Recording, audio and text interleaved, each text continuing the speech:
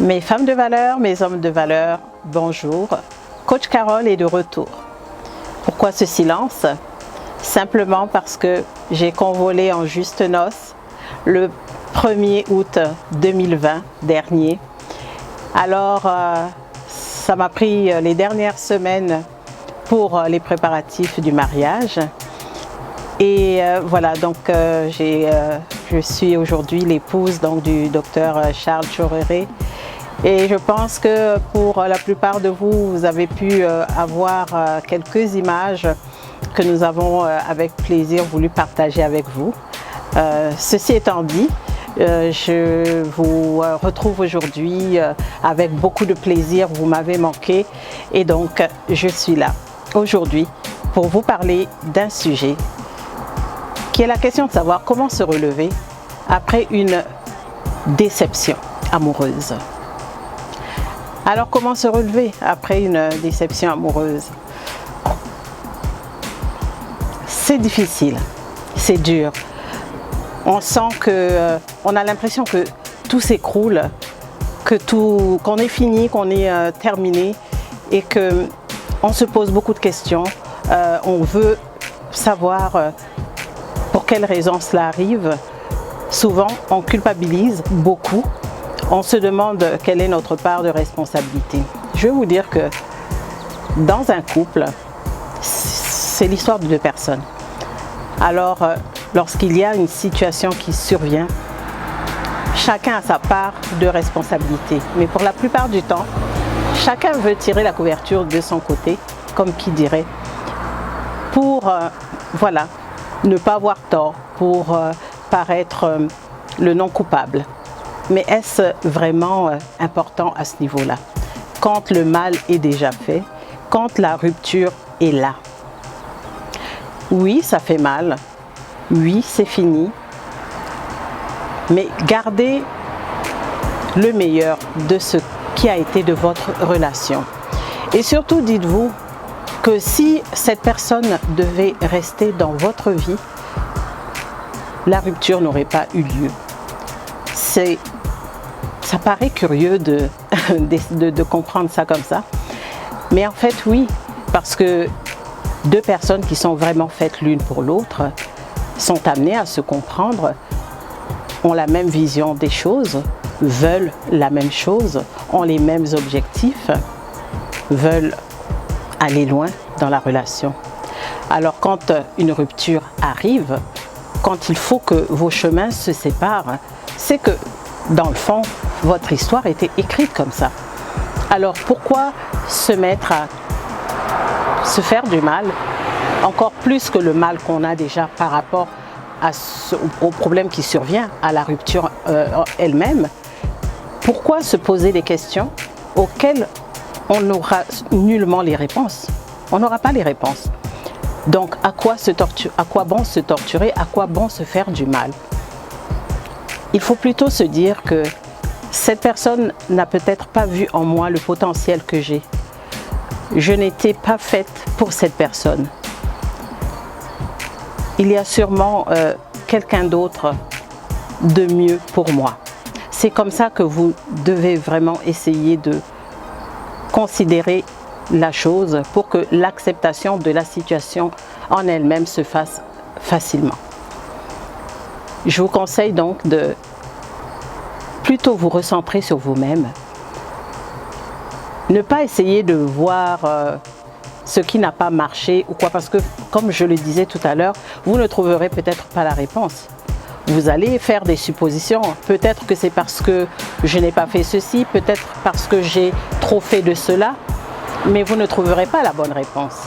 Alors moi, je pense que lorsqu'une rupture amoureuse arrive dans votre vie, il faut plutôt se recentrer sur soi-même et faire l'exercice suivant. Se poser la question de savoir ce qu'on veut vraiment. Ce qu'on veut vraiment pour nous, quel genre de personne on veut vraiment pour nous.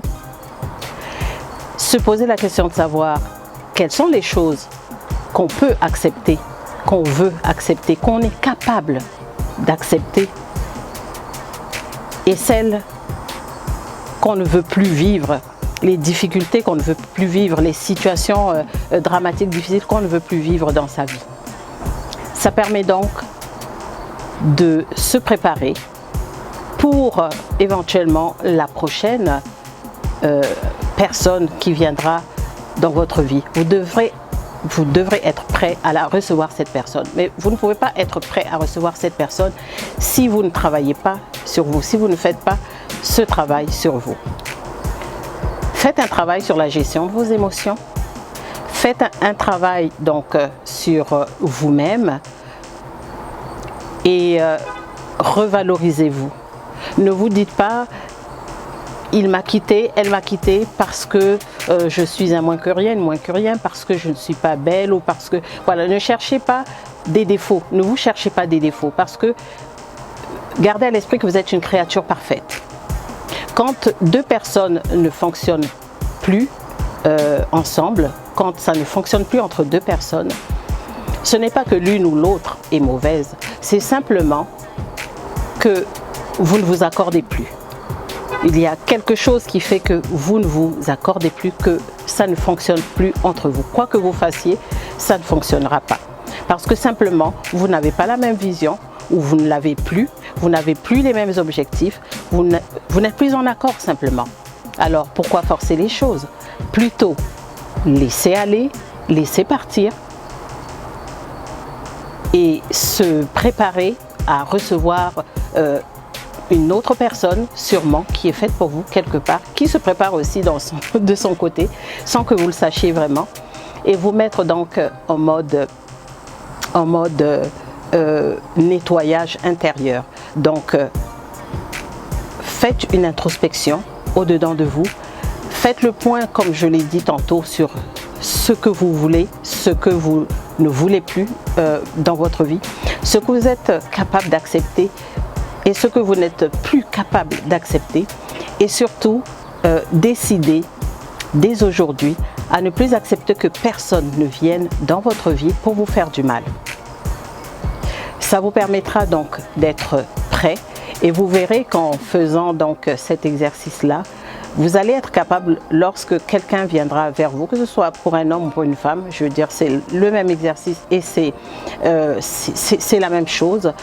Vous serez capable de sentir dès le départ si c'est une personne qui vient pour du sérieux, si c'est une personne qui vient dans votre vie simplement avec l'intention de vous faire du mal. Parce que voilà, vous serez rempli à ce moment-là de discernement, vous serez préparé, vous serez posé et surtout retenez que pour commencer une nouvelle histoire, vous devez être guéri de la précédente. Vraiment, vous devez vous guérir des blessures de la rupture que vous avez vécue précédemment. Vous devez avoir fait le nettoyage avec vous-même. Vous devriez avoir même pardonné à cette personne qui vous a fait du mal pour pouvoir vous engager dans une autre relation. Alors c'est ce dont je voulais vous parler aujourd'hui. Coach Carole, donc votre coach personnel, vous remercie de l'avoir suivi et n'hésitez pas, abonnez-vous à ma chaîne pour ceux qui ne l'ont pas encore fait. Je vous souhaite donc beaucoup de bonheur, je vous souhaite donc de vous restaurer si vous êtes actuellement dans la souffrance par rapport à une rupture que vous êtes en train de vivre, que vous venez de vivre. Et sachez que quelque part, il y a quelque chose de mieux pour vous et que la force suprême au-dessus de nous, au-dessus de vous, a quelque chose de mieux pour vous et croyez-y. Alors, faites simplement prendre le temps sur vous pour vous préparer à recevoir et ce qui est à venir pour vous et dites-vous que c'est vraiment quelque chose de bon. Déclarez-le avec espérance, avec foi et dites-vous que oui, c'est possible. Et sachez qu'il vaut mieux être seul que mal accompagné. Alors profitez de votre statut de célibat, de votre moment où vous êtes seul. Parce que je n'aime pas le mot solitude, c'est un terme des fois qu'on prend au sens péjoratif et puis on le voit comme quelque chose de mal en soi, mais non. Prenez plutôt ce temps que vous avez aujourd'hui, où vous êtes seul, pour travailler sur vous, pour travailler intérieurement sur vous, faire ressortir et rejaillir de vous votre beauté intérieure, et vous serez prête à recevoir ce que la force suprême a prévu pour vous.